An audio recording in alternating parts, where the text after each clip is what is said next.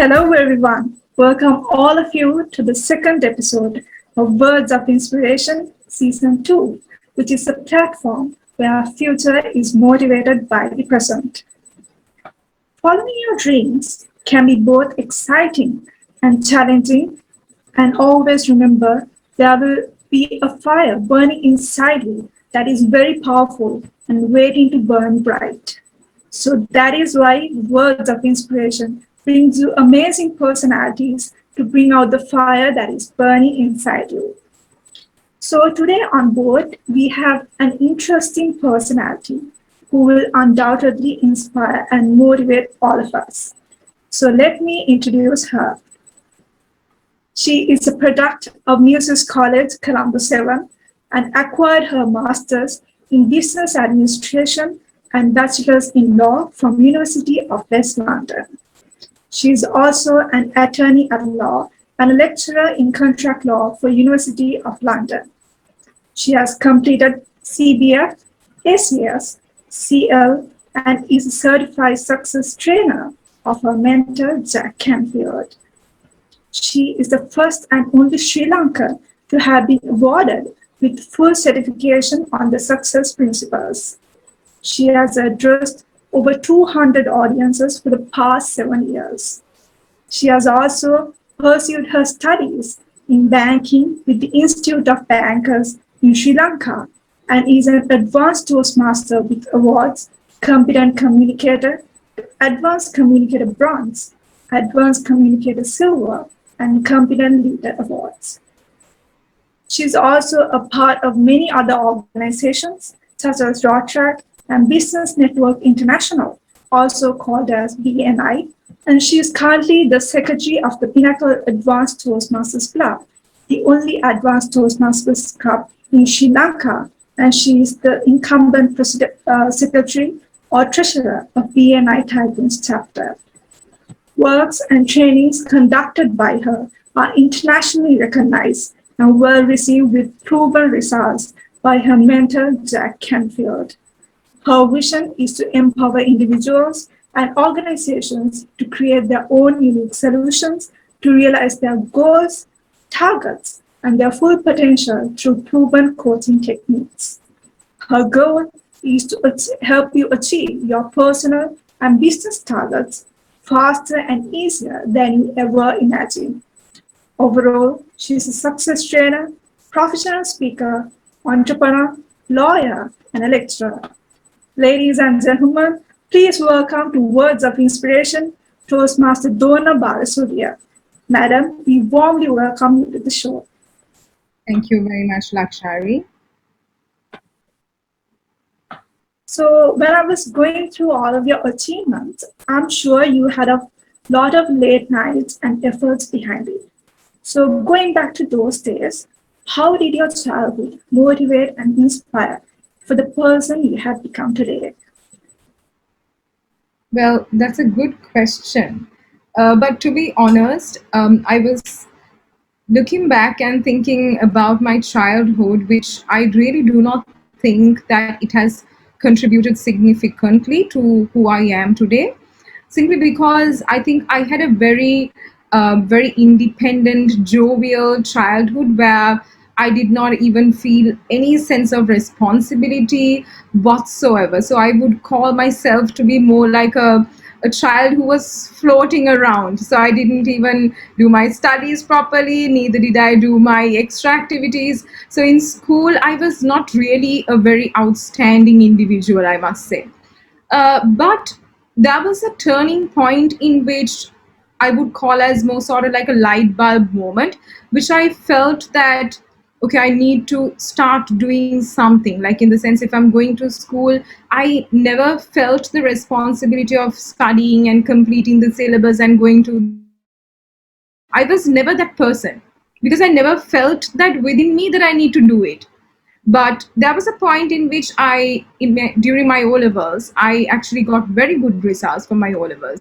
And that people around me started believing in me that I'm capable of doing bigger things. So, for example, my parents thought, okay, so because that she got good results for the O levels, maybe she can become a doctor, which is what a typical Sri Lankan parent would think, right? So, of course, and I never had a direction for myself. So, what I did was, of course, as my parents suggested, I went to do bioscience, which I don't regret to the day because I was surrounded by all of my friends, and the time that we had was quite amazing, right, at Musaeus College. So, but there was a point where, although I chose to do bio, I was never a very studious student who would like sit in front of in a classroom and then and focus on studies. So that was the time period in which I really started getting into music and dancing, and I really enjoyed because I kind of had the talent from small days, but I never invested a lot of time and effort on such talents. So of course, bio and dancing does not really go together. And as a result, what happened was I did not do my A levels properly. I didn't fail my A levels, but of course, I could not get into the target of going into medical college, which I now realize it wasn't really my target in the first place. That was what my parents really wanted, which is not a bad thing. Of course, our parents really want all of us to have a secure future. Um, but something good happened with that. That is, I entered into law college to do. I went to University of CFA's law school, which is affiliated with University of London. So that's where I did my London LLB, and again, that was a place where I was able to again showcase my talents. And even the management of the institution was very flexible in what I suggest. They were like okay with it because they knew, they trusted in me, and I organized student talent shows. And so that was the time period. The university life was really the time period where I really came out of my this little shell that I was in for all this time, and I was able to really experiment a lot of things about myself. And that was rather the period I would say that I really got to know about myself.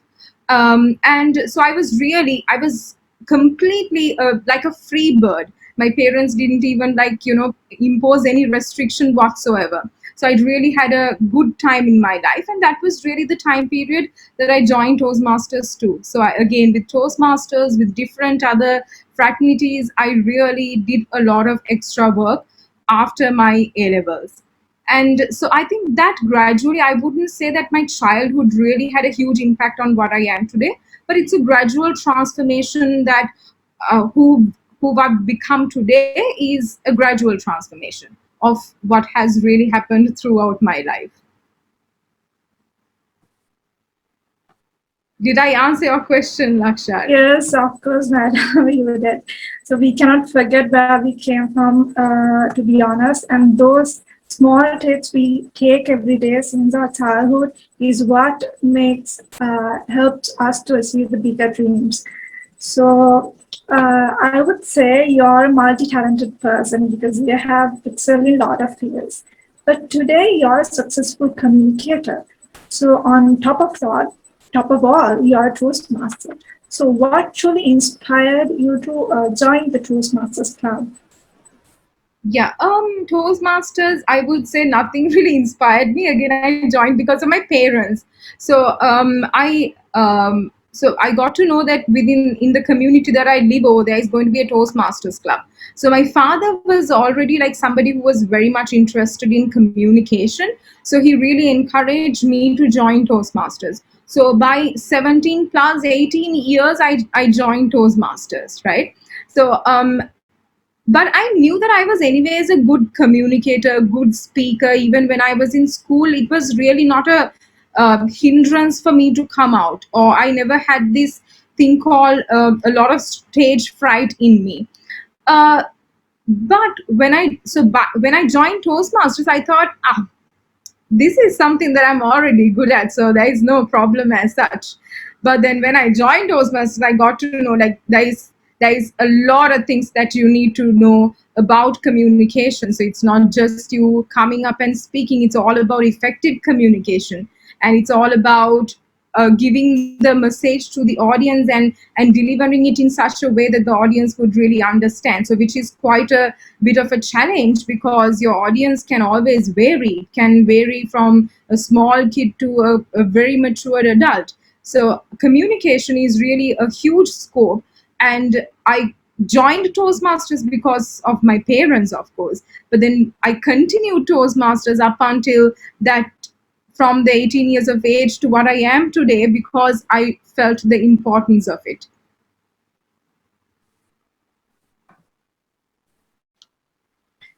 Indeed, Nana. So we had a lot of students who are willing to join Toastmasters and Gavel clubs, and we have a lot of students who have recently joined as well. So I think that answer would be really helpful to go forward in their Gavel life.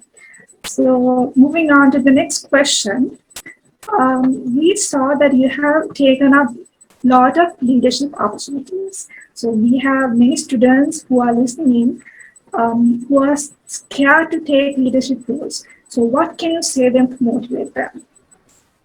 Yeah. In the leadership positions that I've taken, I must say that every time it's a new experience. Leadership, I do not believe, is something that you can really read from the books. It is not, because I have read so many leadership books. There are many leadership gurus all over the world. Yet it's something that you really need to get into the water. So you can't just swim without getting into the water. You can always watch videos and learn from someone, this is how you need to swim, but you have to really get into order to learn it. So leadership is also like that. Leadership is all about how you can influence the people around you. And it is definitely an art that you can only learn by experiencing it. So it's very important that if you come across, or if you get the opportunity to become a leader from in some way or the other, make sure to grab that opportunity without any hesitation, because leadership opportunities will not always come, and the learning that you get from it is massive. So I would recommend to anyone, because leadership is all about people skills, and handling people is the most difficult thing ever, because you get to for instance, in the positions that I've taken up, I've able to handle people who are much more older than me, who are like, triple my age, and who are also younger than me. So it's a huge challenge to really handle people, and empathize people from for who they are, and then really get what you want. Because when you're a leader, you have targets that you have to drive your team to a particular goal. So when you are a leader, you can't be a dictator also. So it's not that you're imposing your views over the people of your on your teammates. So it's rather about having a common goal and working as a team, so which is an extremely challenging thing. So it is one of the most important skills also in the 21st century. So for all you young Galileans who are out there, y'all are budding leaders. And remember that leadership is not just a position. So just because you're given with a position doesn't mean that you're a leader, because we have enough and more CEOs, managing directors who are out there who are not really a leader just because you have the role, right? So those are like skills that you need to really inculcate in yourself. It's a skill that you learn over time. So make sure to grab leadership opportunities, what comes your way, without really any hesitation, because that's where you will learn a lot.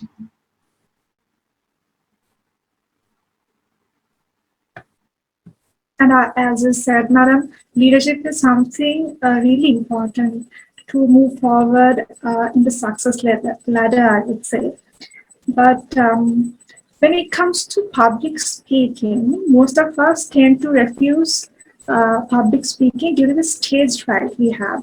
So, what advice you would like to give to overcome that and build up the self confidence?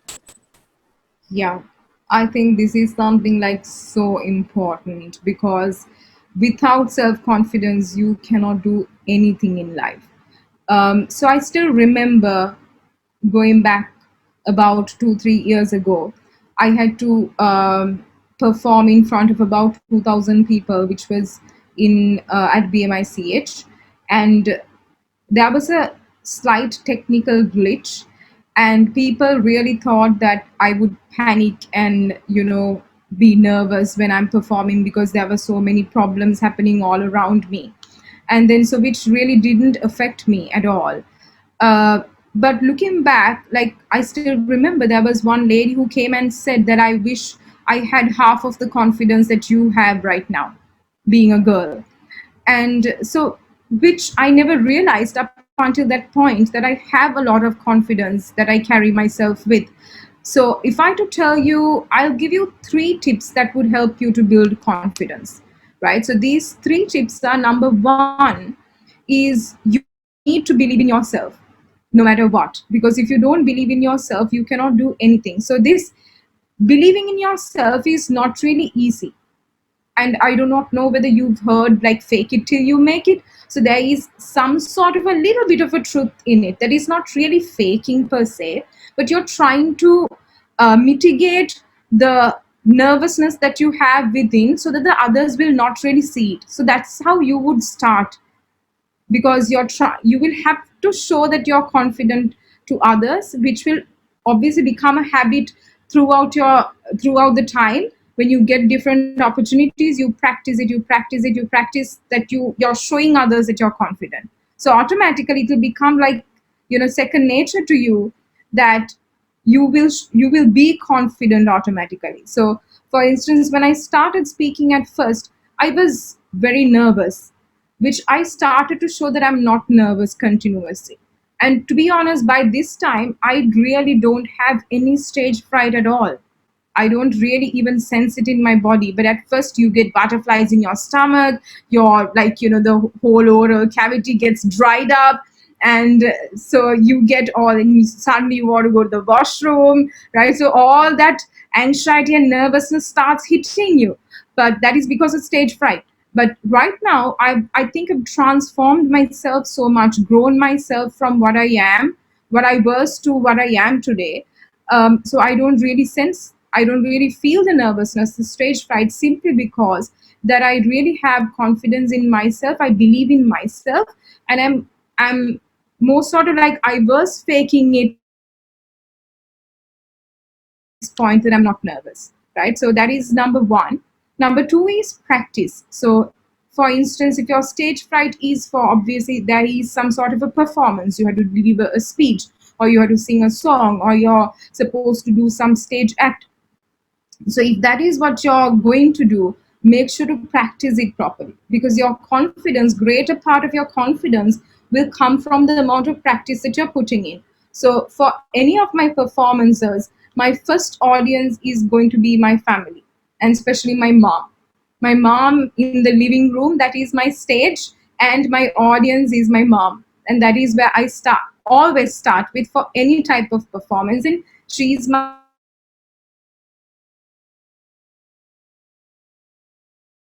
when you're performing to a bigger gathering, you need to get the critical feedback from your loved ones. So practice, practice, practice. That is the second tip. Number three is that it is the visualizing. So whenever I get to go for a performance, what I always do is I visualize, I always search for what is the location, because that's easy for me to really visualize where I'm going to perform, where am I going to speak, where am I going to sing, so that it's easy for my visualizing. So I always visualize about 100 times in my head before I actually go for the performance. And that really helps you to again mitigate a lot of nervousness and then build confidence. So those are three tips that I would give you to overcome stage fright. Even myself had that doubt in my mind, madam. So no matter how much we are good at speaking, we still get nervous before we talk in front of an audience. So I think it is a question that is relevant to most of us. And thank you so much, madam, for that wonderful answer. So also, when you come to deliver speeches, there are some speeches we find it really interesting and exciting to listen on. But there are some speeches we lose the concentration in the middle of the speech. I think that the main reason may be because of the interesting of the speech depends on the person's stories they share. So I like to ask you, madam, so how important is sharing personal stories and experiences when delivering a speech? Yeah. Well, there are different, I have different opinions about it. Like, in the sense, it's good if you can deliver, give a personal story.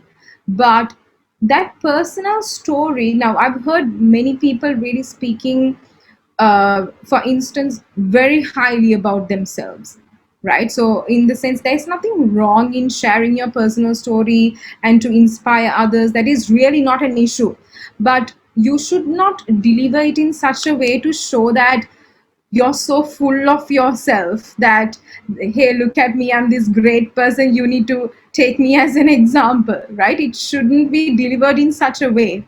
So if the others can learn something out of it, that's amazing. But your delivery, how you deliver it, the words that you choose for that is very important. So as much as, of course, everyone believes that personal stories will definitely generate a lot of interest because it comes from your heart. If you have truly lived that experience, it comes from your heart. It never sounds mechanical. It shows that you're genuine and you're actually living the story even when you're relating it. So that's the importance of personal stories, because it comes with passion.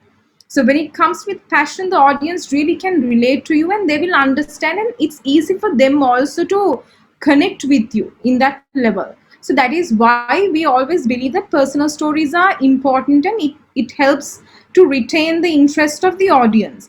But from the other side, as I said, Lakshari, you should really definitely strike a balance between not really sounding like you're this great person and people should listen to me because I'm great, right? So it should really not come from that point of view, as long as you're striking the right balance in giving something to the audience, but also at the same time being humble enough to share this is for your knowledge and this is for maybe it would benefit you.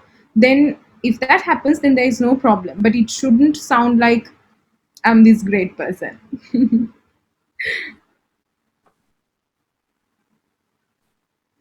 Yes, as you mentioned, madam. So I think, yeah, I didn't think of that mechanical part until now. I thought that sharing personal stories, it takes a speech to another level, but it should be actually, as you said, it should be natural and it should come deep within you. So, so we talked a lot about Toastmasters and about delivering speeches. So if we move towards a bit about life, I would say we tend to expect only the good times in life. Like when we face a failure, we tend to lose the motivations to stand back. So what's your idea on that, madam? Of course, I mean, it's like the basic understanding if you have about life. I wouldn't say that I'm this very matured person, right? But I have very little experience in life. Yet I believe that with that little experience, I might be able to add something to you. That is, you need to understand that life is about both good things and bad things, right? Everything in life, really nothing is permanent. That is something that we understand, especially in Buddhism, right? And of course, even if you're a non-Buddhist, you definitely know that nothing is permanent in life. So even if it's a success or even if it is a failure, every moment shall pass. So even if you have hit the rock bottom right now, you should know that moment will pass, and very fast, and you will not even know. After a few weeks you will think back and say, okay, now that moment has passed. That heartache, that problem you were facing is not there anymore, that grief is not there anymore, right? So certain situations can prevail for a long time, but still that will also pass. And at the same time, even the good circumstances, you might, for example, if you have got really good results for your first year, then you'll be very happy about it. But you might also get bad results in the second year. So then you're unhappy about it. So every moment, whatever you're experiencing, what you need to understand is that is just a very temporary moment where you will feel that pain or happiness. So just take it as a cycle, as part of life. So I'm reading a lot of, for example, I read Dhammapada a lot, right? So there is, of course, we have the different situations in life that Buddhism speaks about, such as gain, losses, criticisms, praise, happiness, pain. All these things are natural part of your life where you need to stay balanced and neutral in each of these situations. For example, if you're given today, you're a CEO of a very, very big company, you should not be too proud of yourself because the next moment your power could be gone, right? So as much as if you're still struggling in your life, if you're financially not secure, again, you should not feel too drowned in negativity, because that itself is very temporary, right? That is not permanent. So that those are all circumstances in life are subject to change. So if you understand that, upon failure, you will never be disheartened. You would rather do things to overcome that failure than really drowning in the negativity and drowning yourself in that failure. So, something that I can tell you is just have faith in yourself, know that this time will pass, and do what it takes for you to overcome that failure. Indeed, Nandana, I think it's a relevant question for all of us in a situation like this when we are all stuck at home, losing motivation to work. So, with the time, we'll move on to the next question. So, before we talked about developing our self confidence, and I think personality itself plays a big role in developing our self confidence. So, what are some personality traits that youth today should develop in your point of view?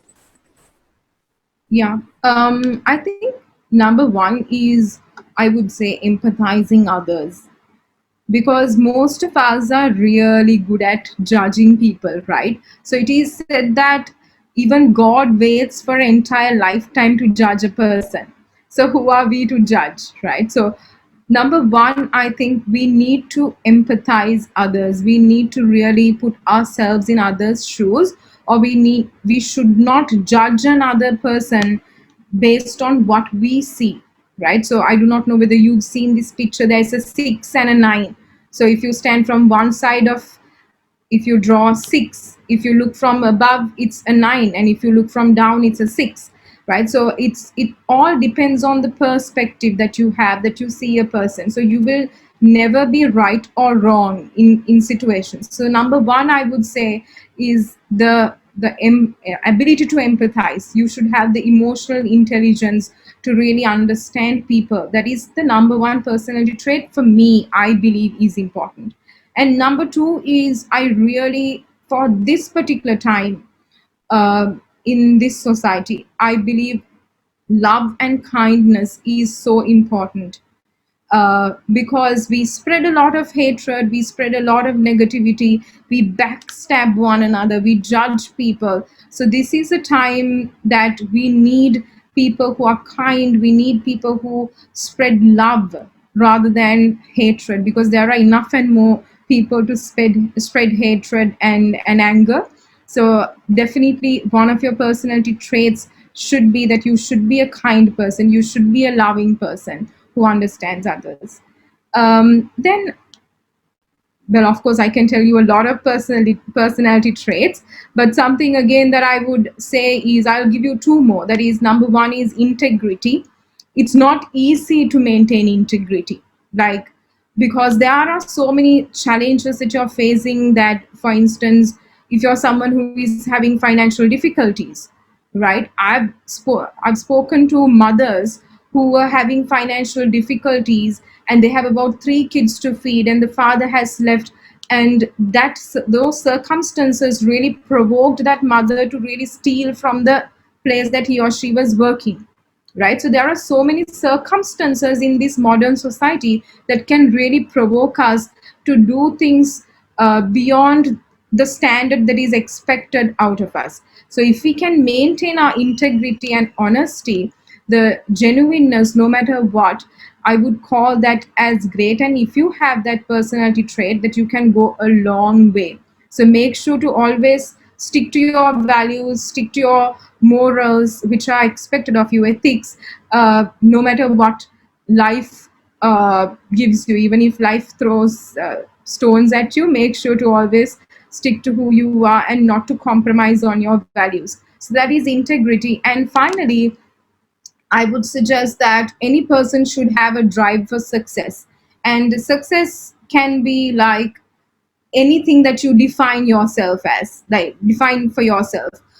It can be to have spiritual awakening within yourself, it can be financial freedom, it can be to become really educated, or it can be to stand up for something that you believe is right, for example environmental protection, or stand up against global warming. So anything that you define as success, have a certain purpose that you're standing up for. So have a drive for that success without getting distracted by the circumstances around you. So those are few personality traits that I would say as important for young cavaliers like you.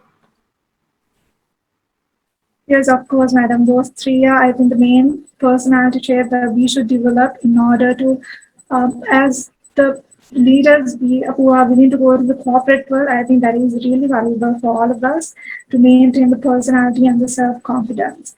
So, I would say with the next question, time is something really precious, and it is something that we should use it very wisely. And the spent time can be never taken back. So, how important is good time management to be successful? Well, how important in a scale of 1 to 100, I would say 1,000, because all your life will really depend, of course, as we know, it's about the way you really spend your time. And if you really waste your time, by the end of 1 year, you will have not got anywhere and you'll be stagnant in one place. So it's all about how you're making use of your time.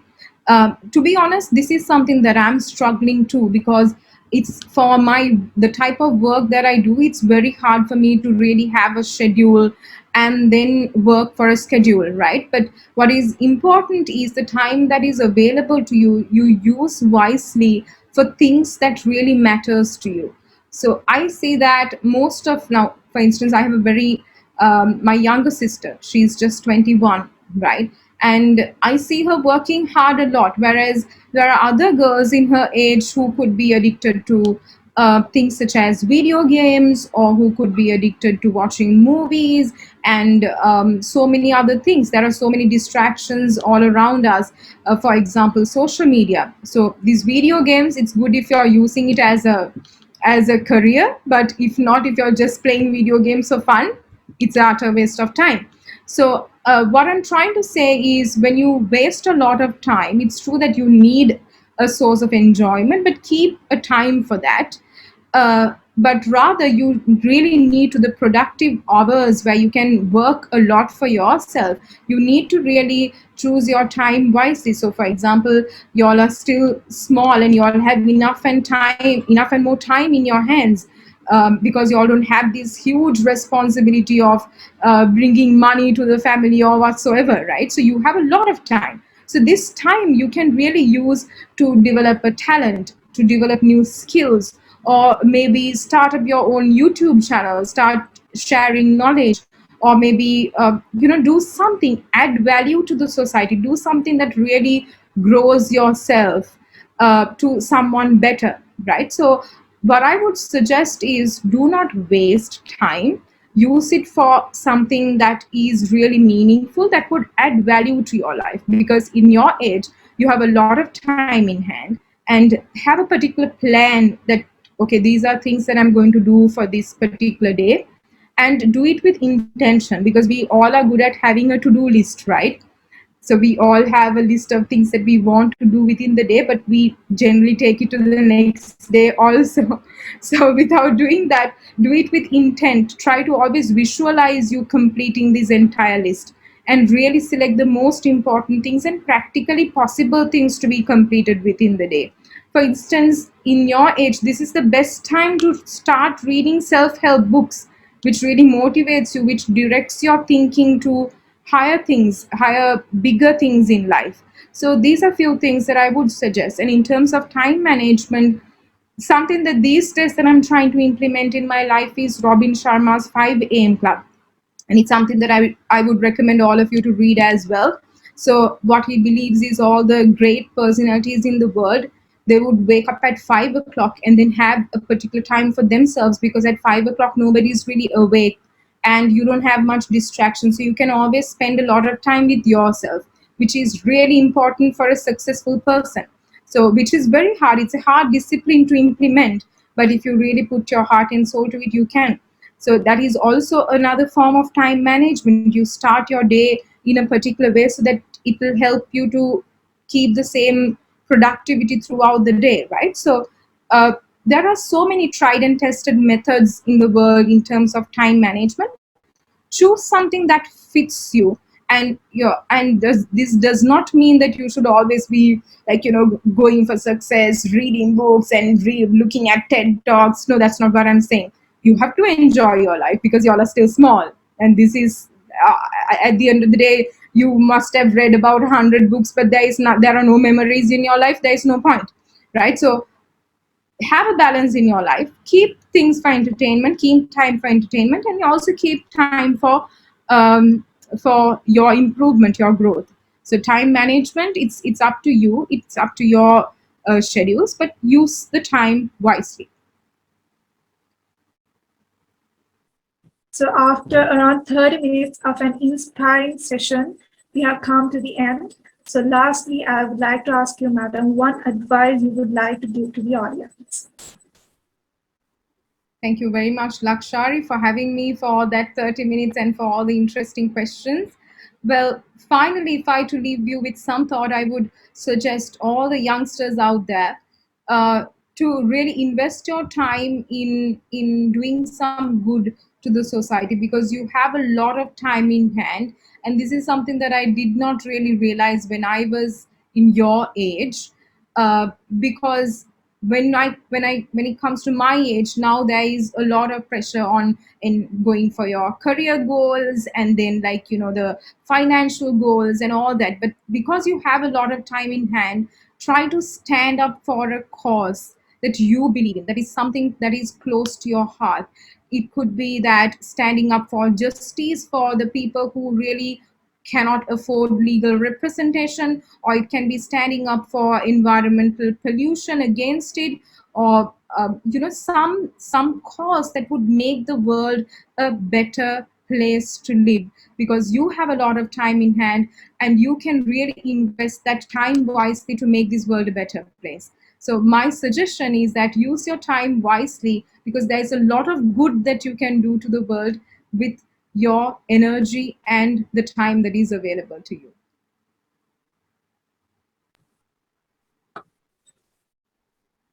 Of course, madam, that was truly an useful advice, I think, to all of us to go forward in our life. So, hope this session was useful and interesting for all of us, as I myself have learned a lot of things and definitely help us to make our life more successful. So, with that, we have come to the end of the session. On behalf of the NIBM Gavel Club, I would like to thank you for accepting and attending for our session with your busy schedule. And thank you so much, madam.